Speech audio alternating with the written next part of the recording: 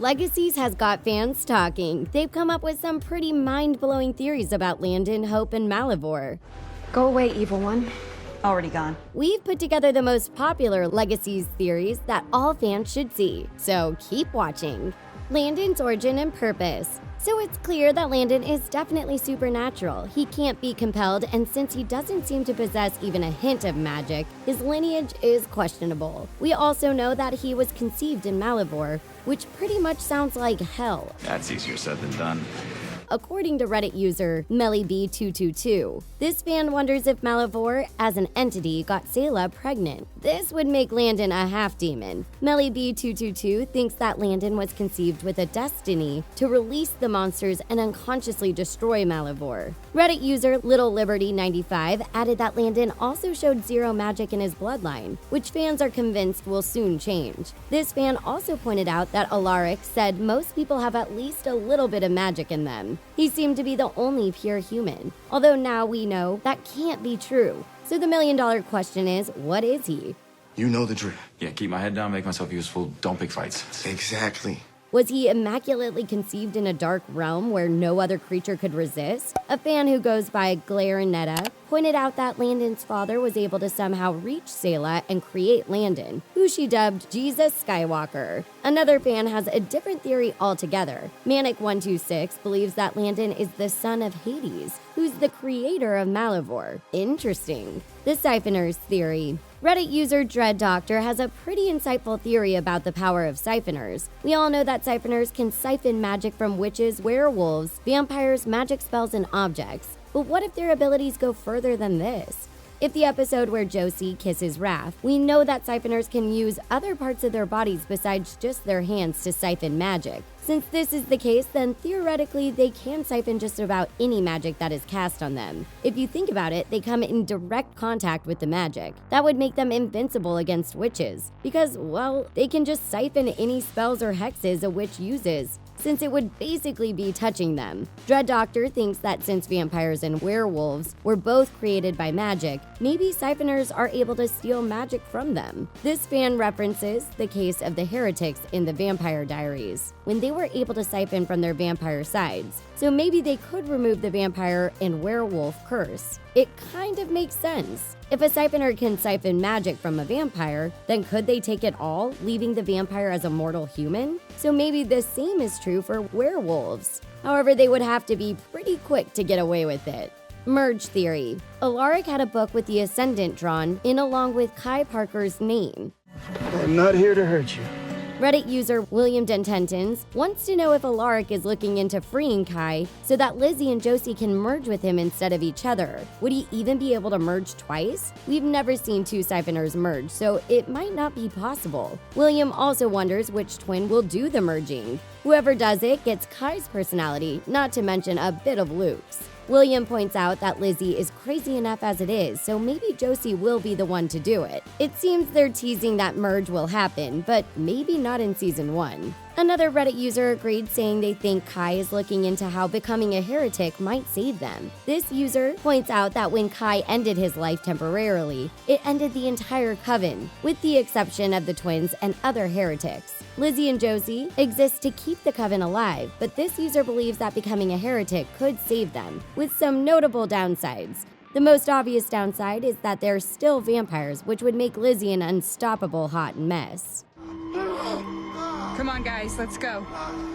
It's hero time. Damon and Elena's daughter. Fans of the Vampire Diaries know that Damon and Elena had a daughter named Stephanie Salvatore, but that's pretty much all anybody knew. But in the latest episode of Legacies, Stephanie is mentioned. Been as generous as he can be, but he and Elena have kids of their own that they need to take care of.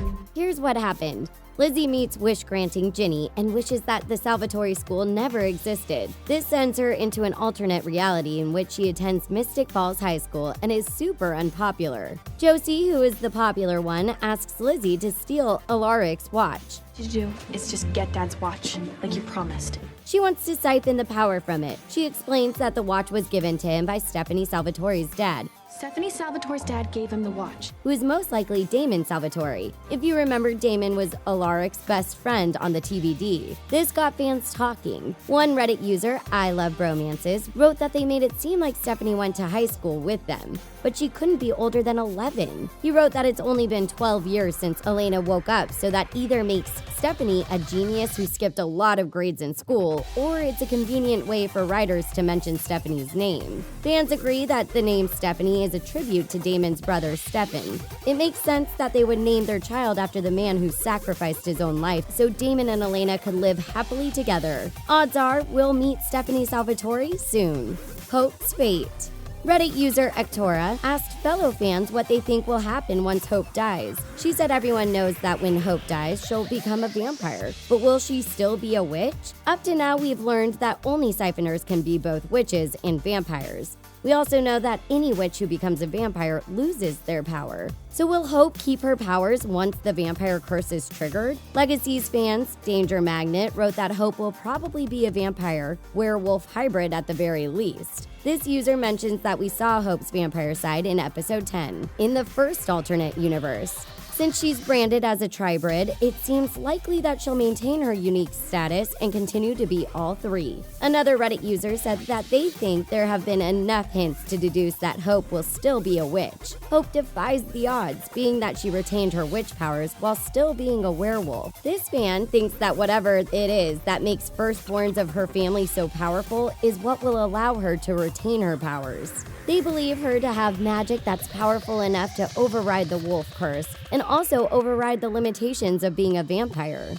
Malivore Key Theory. Reddit user Super Mario Pros has a theory about the keys. We know that Hope remembers the whole situation with Selah, even though no one else does. This is probably because she's a Tribrid. This fan's theory is that since there are 3 keys, it's likely that the 3 supernatural races work together to make them. These would, of course, be the witches, the vampires, and the werewolves. The theory is that maybe other supernatural creatures cause too much danger and need to be forgotten or put down. So a witch, a vampire, and a wolf came together to use their blood or some spell to create an incredibly powerful lock. This would keep other magical creatures locked up and forgotten. Then each one would be responsible for each of the 3 keys. The reason Hope can remember is that she is all 3, a witch, a vampire, and a werewolf.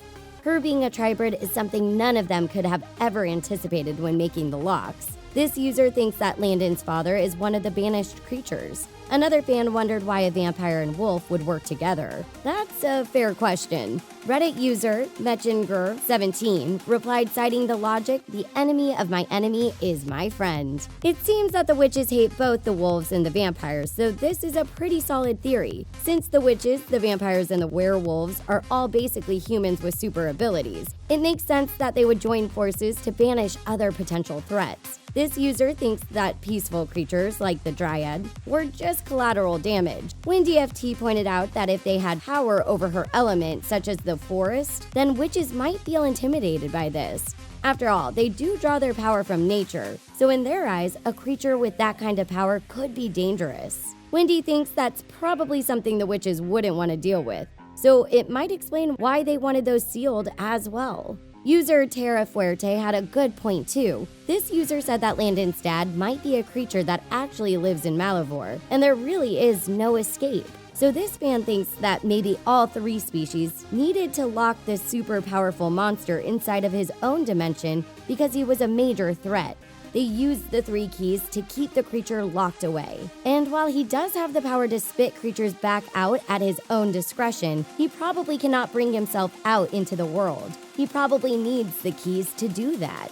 Super Mario Pros also posed an interesting question. They were wondering how the lab guy who is looking for Raph and Landon connected to all of this. They theorized that he could be working for Landon's dad somehow through the pit and is trying to get him out. It's obvious that he seems to know more than he's letting on about Selah. Maybe he remembers a lot more about the pit than he's sharing. Could he be Landon's brother?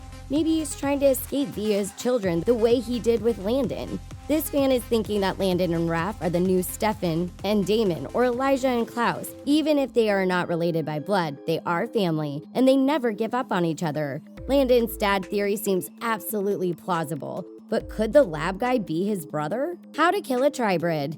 Many fans are wondering if Hope is immortal. One fan has a theory about how you could possibly end the life of a Tribrid. Not that anyone wants to see that happen, but it's an interesting theory. This fan, who goes by the handle Cinezura on Reddit, wrote that no one knows for sure if Hope's life can actually be ended. In theory, she is mortal, even if she does possess vampire healing powers, magic abilities, and werewolf resilience. It certainly would not be easy for someone to try and end her life, and even if they did try, she could just come back as a vampire and most likely become an original hybrid like her dad. There's still a question of if she would keep her magic if she becomes a full vampire. Her existence alone sort of breaks all the rules, so anything is possible. So this fan thinks there are one of two possible scenarios. One is that Hope becomes an original hybrid with no magic. That would make her pretty invincible. And since there is no white oak to be found, there's nothing on the planet that can harm her. Or maybe she keeps her magic and transitions into a fully triggered Tribrid. This fan thinks the only way to get rid of Hope is to throw her into the pit of black goo. But it didn't seem to work on her. After all, she did keep her memories of Selah,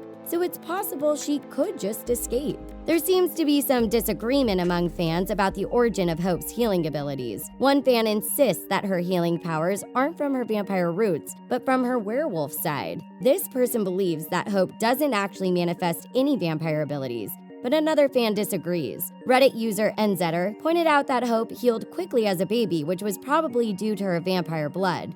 Apparently, she will age like a normal human, but will also have healing powers. And Zetter thinks the werewolf side helps with that. Cinezura said that Hope doesn't have faster healing powers than the average werewolf. It seems like Hope's vampire and werewolf sides make her pretty invincible. So, what do you think? Is she immortal? Or is she at risk of meeting her demise? Tell us in the comments below. What fan theory was your favorite? What do you think will happen as Season 1 comes to a close? Share your best fan theories with us in the comments section below. Before you go, don't forget to subscribe to The Things to be the first to see our latest videos. Thanks for watching, and see you next time.